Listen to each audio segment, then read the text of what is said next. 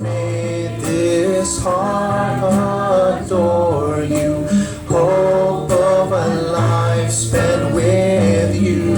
King of all days, oh so highly exalted, glorious in heaven above. We know that everything we have, including our jobs, our work calling, comes from you, and we give you back all the glory, honor, and praise. This we pray in the mighty name of Jesus. Amen. We will be calling on our dear brother. You know him, he's a champion, and he's here with us. And we're very so thankful.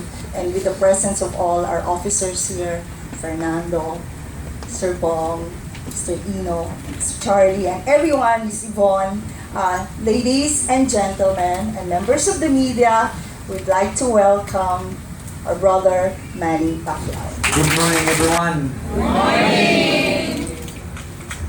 Masaya ako dahil, happy ako dahil sa unang pagpasok nyo pala ito ngayon, unang linggo, unang araw sa 2015, at ang Panginoon ang inuna natin.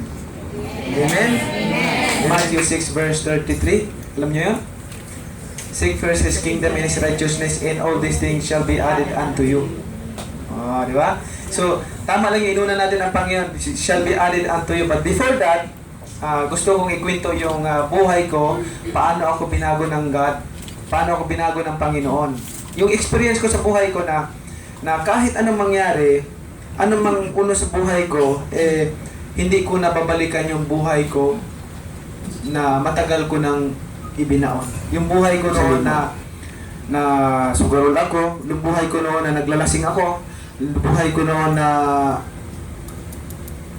marami akong babae. Alam nyo, noon, ang akala ko napaka madasalin ko na ang akala ko is I'm a very godly. I'm godly person ako. Nung paniwala ko, godly person because I pray 5 times a day. 5 times a day, tapos palagi ako nagsusuot ng rosary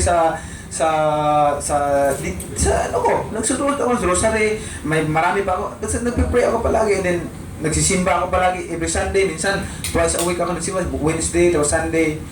Tapos nagsisimba ako ng Sunday, ang feeling ko holy ako dahil kumbaga nagsimba ako Pero Monday to Saturday, ang ginagawa ko, mga hindi ka nais-nais sa Panginoon. Detestable in God's sight. Ano ba yung ginagawa ko? Yung pagmumura, palagi nagmumura ako. Pag medyo nagalit ako sa mga tao ko, nagmumura kaagad ako. Pagka wala akong ginagawa, siyempre wala akong ginagawa, nandoon kaagad ako sa kasino. Nandoon kaagad ako sa sabungan. Alam ng tao yung buhay ko. Nandoon ako sa sabungan, kung mag-inom ako, tag-2 araw. Tag-2 araw ako kung mag-inom. Iba ako mag-inom. Kumbaga, magpabili ako ng kahon-kahon na beer dyan, siguro mga 20 kahon.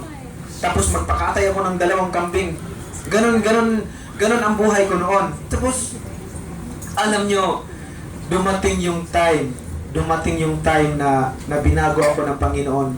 Yung hindi ko alam kung anong naramdaman ko, basta binago ako ng Panginoon na pag uminom ako, parang hindi ko na gusto yung lasa ng anumang inumin. Hindi ko na gusto yung makakita lang ako na ayaw ko na. Tapos yung mga nagtaka yung mga babae ko, tinext ko sila sabay-sabay, isang text na.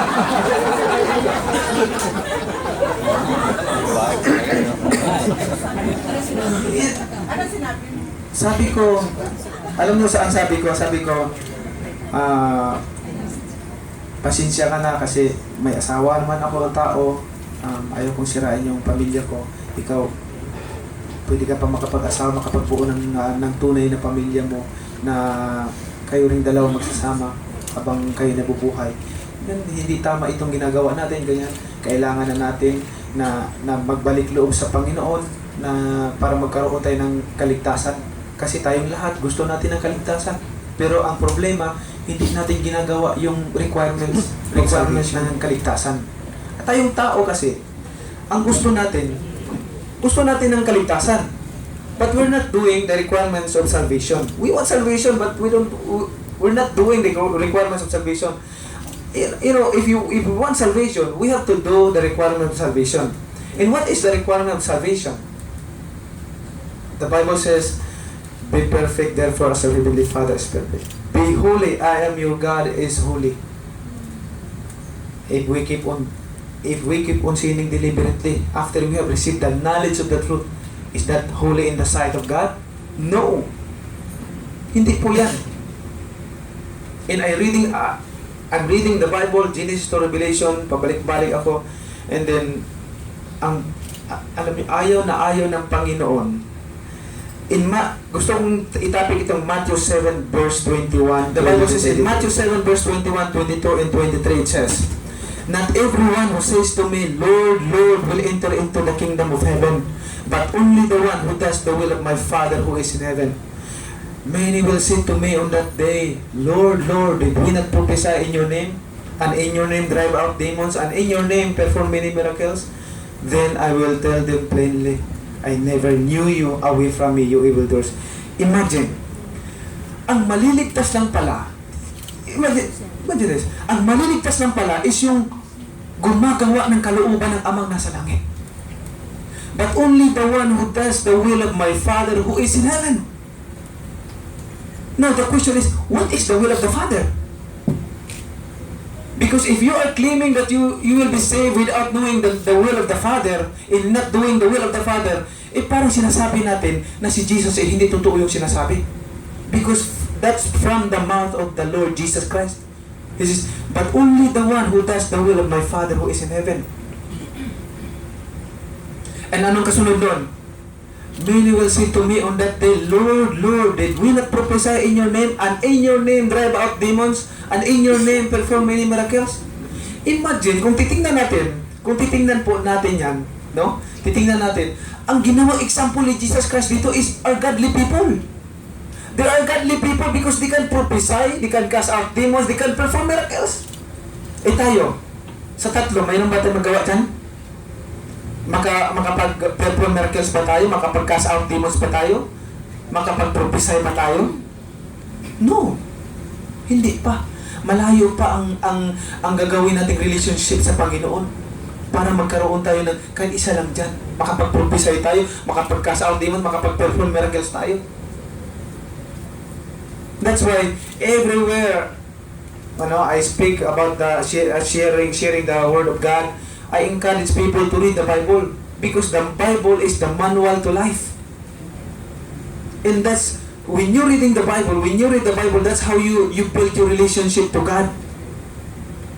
And you will find what is the will of the Father.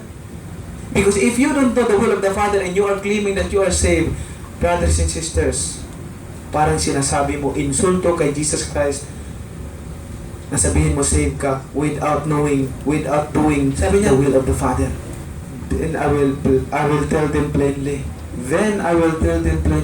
I never knew you, away from me, you evildoers. So ang pinaka-point doon, even you are a godly person, you are claiming that you are a godly person, but you keep on sinning deliberately after you have received the knowledge of the truth. Pag alam mo na yung ginagawa mo na gagawin mo pa rin, no? May knowledge ka na, no? You keep on sinning deliberately, intentionally. Brothers and sisters, sabihin sa'yo ni Jesus pagdating niya, we know that Jesus Christ is coming very soon. And He will tell. Anong gusto mong marinig? Anong gusto nating marinig sa Kanya? Well done, good and faithful servant. Or anong sabihin niya sa atin? Kung ikaw hindi ligtas, sabihin niya sa'yo, oh, I don't know you, away from me, you evildoers. Masakit po sabihin niya. Marinig natin sa Panginoon, masakit. Masakit yan. Masakit sabihin na marinig natin sa Panginoon na sabihin, I don't know you, away from me, you evildoers. Alam niyo, sa experience sa buhay ko, in my prime, sa buhay ko, dapat nagpakasaya ako sa sarili ko. Nagpakasaya ako, may pera naman ako. Nagpakasaya ako dahil mabata pa ako. But yung naranasan ko sa buhay ko, brothers and sisters, when I heard the voice of God, para akong nalusaw. Para akong nalusaw, para akong namatay. Nung narinig ko ang boses ng Panginoon. Alam niyo, pinakita pa sa akin yung end times. Kung paano magwakas ang mundo. Siguro kung lahat ng tao maranasan yung naranasan ko, sabihin ko sa inyo, kahit na mag-isip lang kayo ng masama, hindi nyo magawa. Yung pagsisisi ko sa Panginoon na bakit sa tagal ng panahon, dumating yung pagkakataon na yun. That's why, brothers and sisters, I tell you this, the Bible says, if we deliberately keep on sinning after we have received the knowledge, in Hebrews 10:26, if we deliberately keep on sinning after we have received the knowledge of the truth, no sacrifice for sin is left. Kaya, brothers and sisters, stop keep on sinning. We know that the way of salvation is only through Jesus Christ. Amen ba? Amen. We know that the way of salvation, there is no other way of salvation. There is no other way of salvation, brothers and sisters. I tell you this, only through Jesus Christ. That's why the Bible says in John 1 verse 12, yet to all who receive Him, to those who believe in His name, He gave the right to become children of God. Binigyan tayo ng karapatan na maging anak ng Panginoon. Those who believe and accept the Son. Who is the Son? The Lord Jesus Christ. And we know that. And when you accept, the Bible says, when you accept Jesus Christ as your Lord and Savior, the Bible says, no one who lives in Him keeps on sinning. And no one who continues to sin has either seen Him or known Him. If you keep on sinning after you have received the knowledge, deliberately, intentionally, nagkakasala tayo, brothers and sisters, but not intentionally. But if you keep on sinning intentionally, and you keep on sinning deliberately, brothers and sisters, that's detestable in God's sight. Hindi mo pa talaga tinanggap si Jesus Christ as your Lord and Savior. That's the problem. And the Bible says in 1 John 3 verse 10, sabi doon sa 1 John 3 verse 9, sabi doon, no one who lives in Him no one who is born of God will continue to sin, because God's seed remains in them. They cannot go on sinning because they have been born of God. Di ba dyan? No one who is born of God will continue to sin. Hindi mo na gumawa ng masama intentionally. Katulad nung, alam nyo dati, grabe ako gumawa. Pagka may magsalita lang sa akin ng marinig ko lang, buti kung hindi kita noon, basta may marinig lang ako. Marinig lang ako. At saka, iba ang buhay noon. Pag nandyan si Jesus sa puso mo, sa buhay mo, iba. The true acceptance of the Lord Jesus Christ, when you accept Jesus, remember this, when you accept Jesus Christ as your Lord and Savior, something will change in your life. Something will change in your life. Kasi kung walang pagbabago sa buhay mo, hindi mo pa talaga tinanggap si Jesus Christ as your Lord and Savior. Tama itong unahin natin ang Panginoon. Huwag natin isipin yung kung anong mga pangailangan natin, anong makain natin. Huwag. Magtrabaho lang tayo, huwag tayong basta ang iniisip lagi natin yung Panginoon. And all these things shall be added unto you. Nakita nyo, kilala niyo si King Solomon. You know King Solomon? Yes. King Solomon. When King Solomon, nung when God talked to him, sabi ng Panginoon sa kanya, ask whatever you want me to give you. Sabihin mo sa akin kung sabihin mo kung anong gusto mong ibibigay ko sa iyo. Sabihin mo. Alam mo ang sabi ni Solomon? Lord, just give me wisdom and knowledge that I may lead these people. For who is able to govern the people? Ibigay na sa atin yung kaalaman about the secret of the kingdom of God. We should use that knowledge first before we use in our knowledge.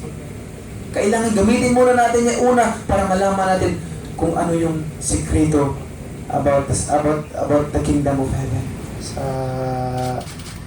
Sa iyong presensya today, Lord. Thank you, Lord, to all the blessings that you give it to us, of what you have done in our lives. Without you, Lord, we are nothing. We can do nothing without you, God. Thank you so much for everything, Lord. What you have done in our lives, the blessings and the protection. Salamat, Panginoon, sa ginawa mo sa buhay namin. Sa iyong banal na salita. Panginoon, naintindihan namin ang iyong banal na salita. Maraming salamat po sa lahat-lahat ng biyaya na ibinigay mo po sa amin. I pray, Father God, for the protection and guidance to each and every one of us today, Lord.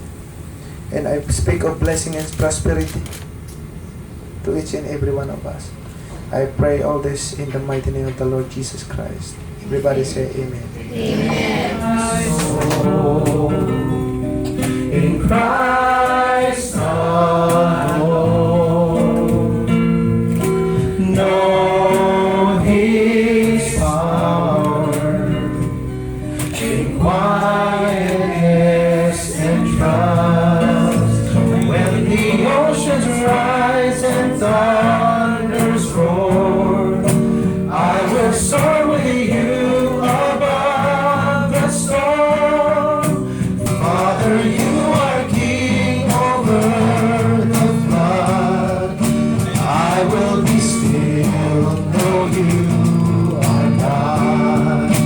I will be still, know you are God. Prayers from God's strength and wisdom to success the implementation of all projects in 2015. For the successful follow-up events related to the 20th anniversary. And also pray for good successor of the Chief Executive Officer coming and leading Habitat for Humanity Korea under God's grace. At this point, I'd like to call on Sir Charlie to lead a prayer for Manny. Continue to be your instrument to open the eyes and the hearts of people into your love and goodness. We also ask you, Father, to bless his family so that they are always protected, that no harm should ever come unto them. We also ask you, Father, to bless this ministry, Habitat for Humanity, that you have called and asked us to be part of. Make us, Lord, as your instruments so that we proclaim the goodness and your love for all the people, so that all of us would really have you, Lord Jesus, as our God, our Lord and Savior, and you become our center of our lives. Use us as your instruments. Help us that we may be able to cleanse each and every one of us and give hope to people who are in desperate need to see your love. All of this we ask in Jesus' name. Amen.